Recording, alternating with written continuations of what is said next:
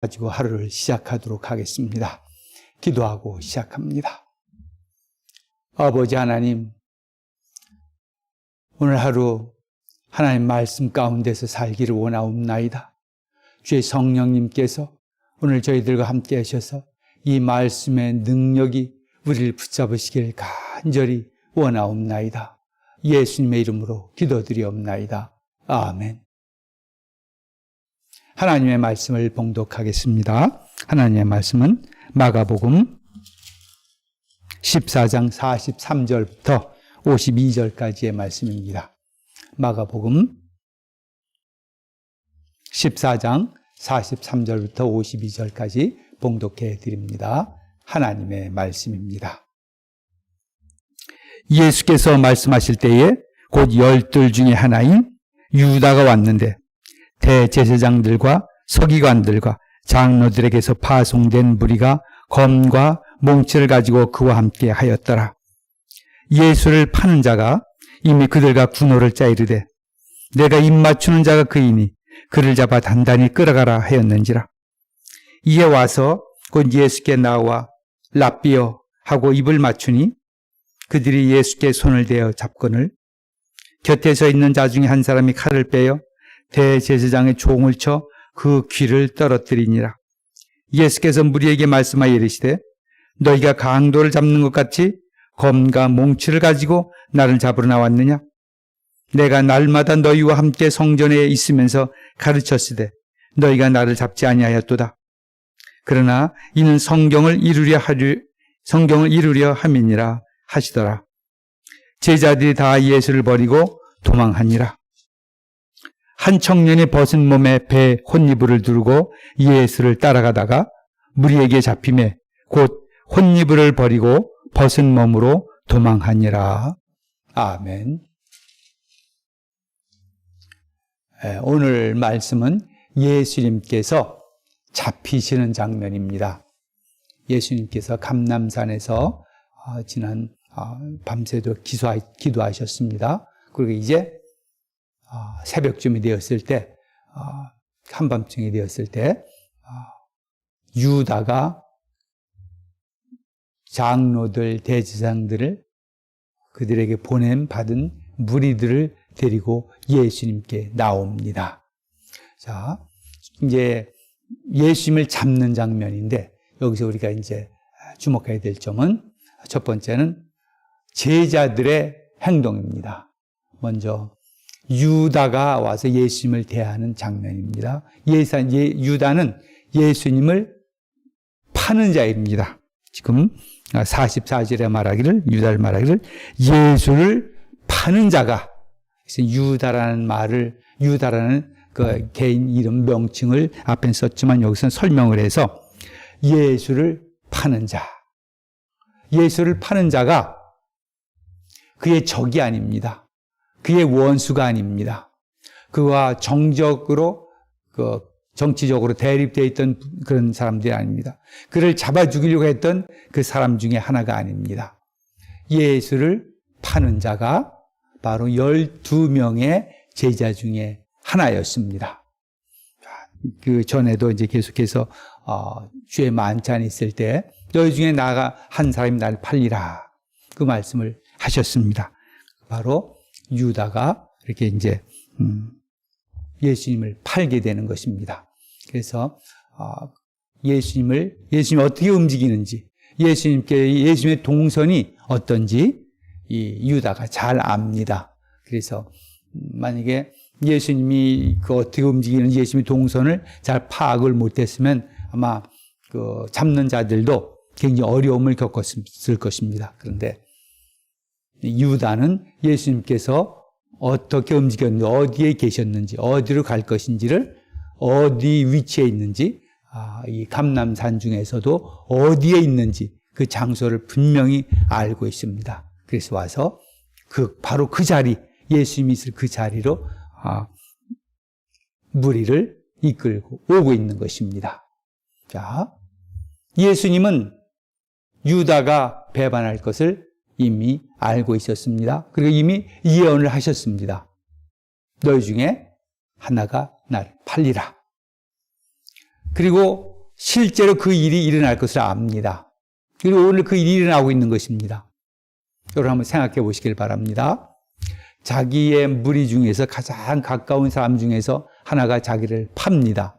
그냥 파는 것 자체도 사실은 고민스럽습니다. 좀 슬픈 일입니다. 그런데 이 자가 그냥 멀리서 예수 그 사람 거기 어디 가면 있을 거요.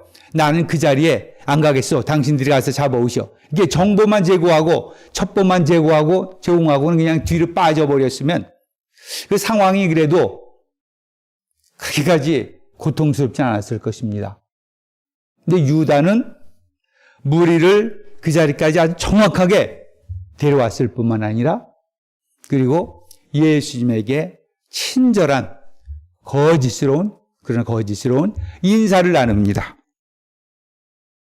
자, 45절에 보면 이제 44절 45절 보면 예수를 파는 자가 이미 그들과 군호를 짜이르되 내가 입맞추는 자가 그 이미 그를 잡아 단단히 끌고 가라 하였는지라. 내가 입맞추는 자가 그다. 입을 맞추겠다는 것입니다. 가장 가까운 사람들만의 그 인사를 하겠다는 것입니다. 그리고 와서 예수께 나와 랍비여, 가장 존경스러운 그런 명칭으로 예수님을 부릅니다. 그리고 입을 맞춥니다.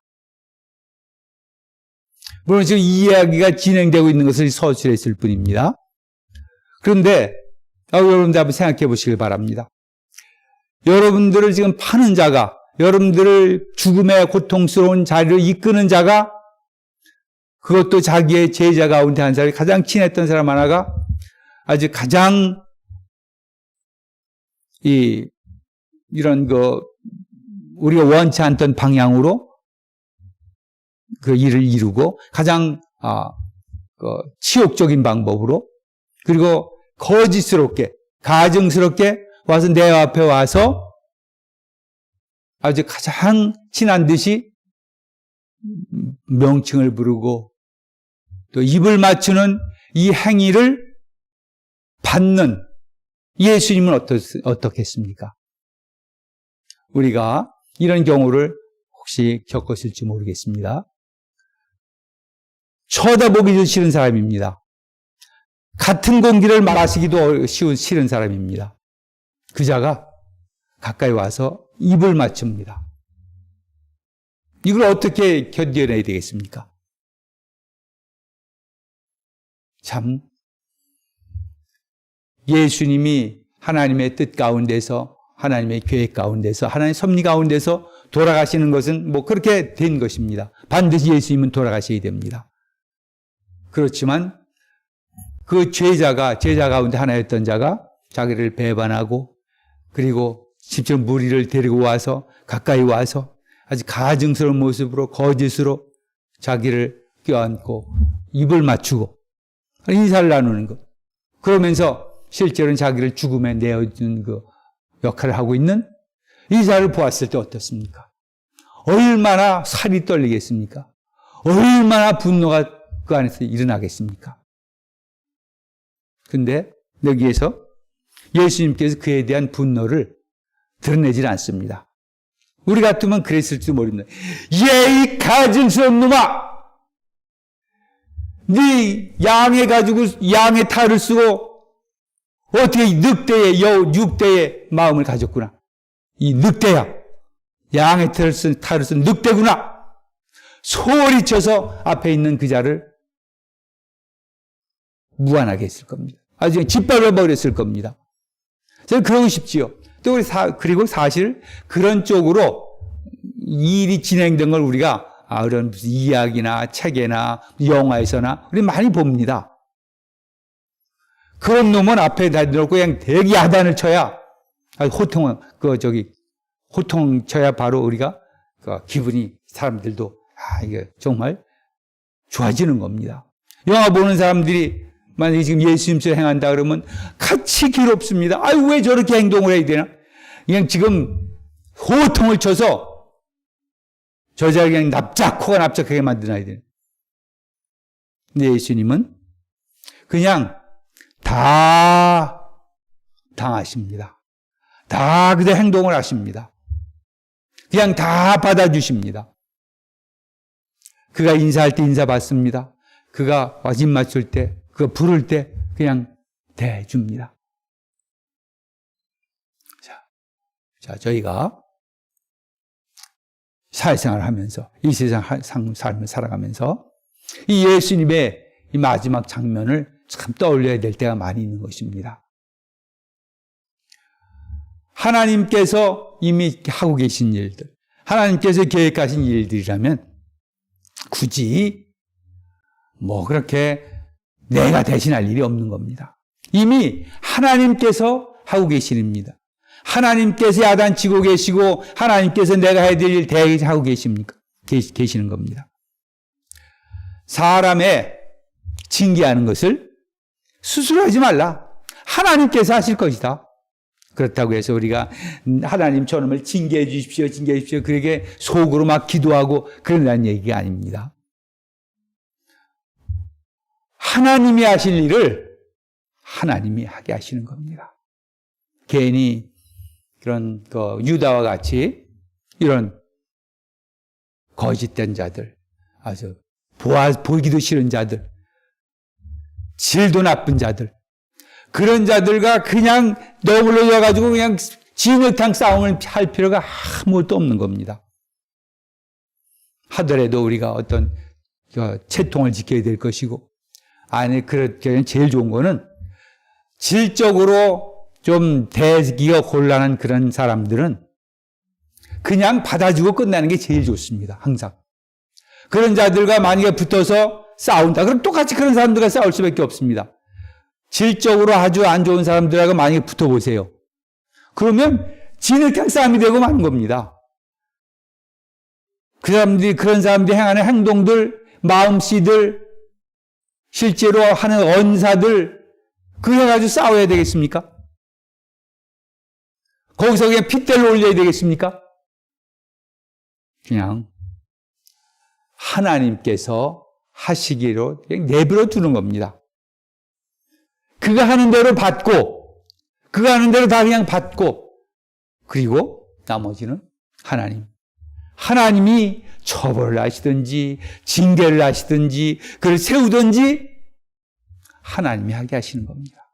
특별히, 우리가 이렇게 대해서 이득을 볼 것 같은 없는 그런 사람들은, 우리가 정말, 마음속으로도 그래야 되겠지만은, 겉속은 좀 다를지라도 그렇게 대하는 게 좋습니다. 그것이 정말 우리 크리스찬으로서 이 세상 보여야 할 우리의 태도들입니다. 유다의 랍비라는 말과 입맞춤을 그냥 받으신 예수님. 거기서 화내고 소리치고 막 욕하고 그러지 않고 그냥 다 받아주는 겁니다. 그리고 그냥 지나가는 겁니다.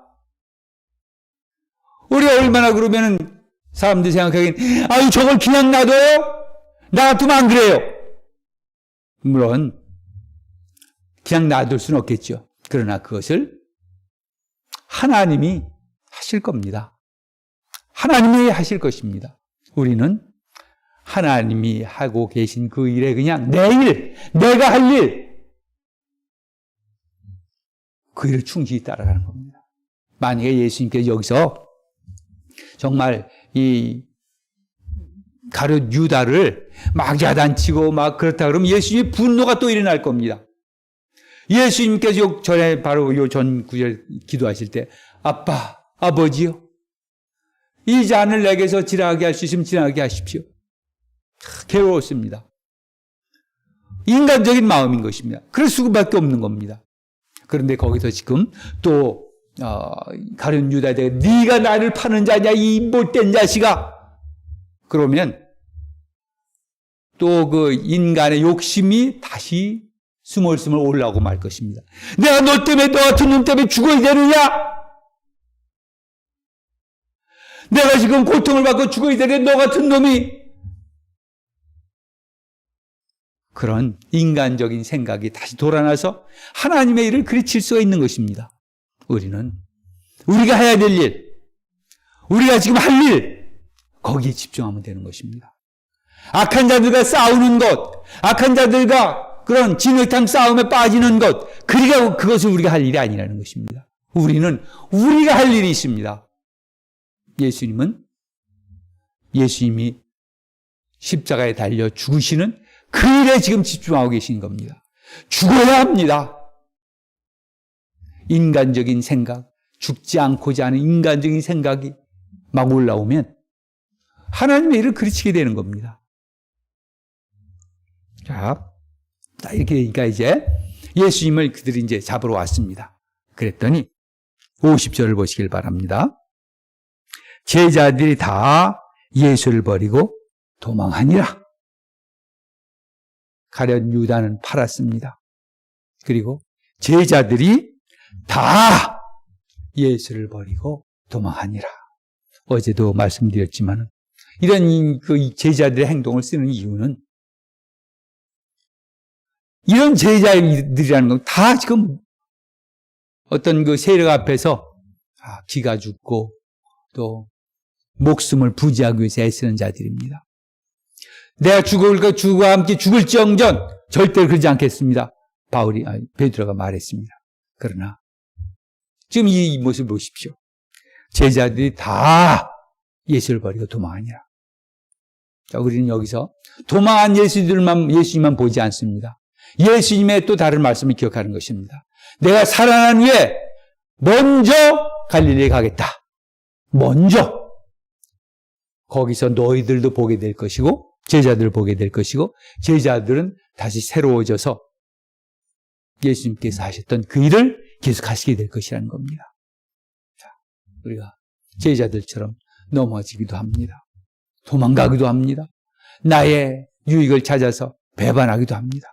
그러나 예수님은 우리를 다시 세우시는 분입니다. 우리 힘으로 되지 않습니다. 내 능력이 아닙니다. 예수님께서 우리를 다시 세우셔서 주의 제 종들로서 증거자들로서 세우시는 것입니다. 그래서 우리가 희망이 있는 겁니다.